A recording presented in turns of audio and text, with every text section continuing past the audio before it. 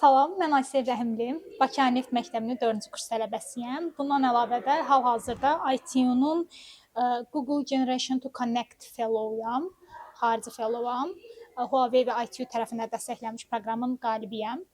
Bugünkü slaydım əslində mənim bu il ərzində öyrəndiyim machine learning üzrə ən maraqlı faktlardan biri olan nested learning idi.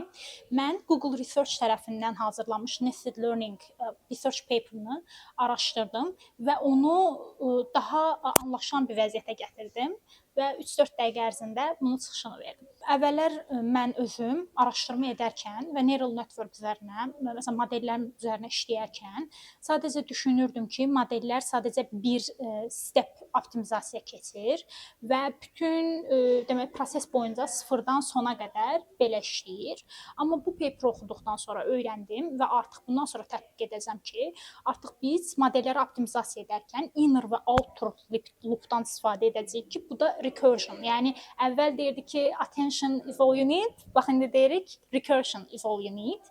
İndi isə daha çox proqramlaşdırma hissəsinə və rekursiyalara proqram üzərində, model üzərində istifadə edəcəm ki, daha deməli, necə deyək, accuracy-si yüksək və daha stable bir model alınsın.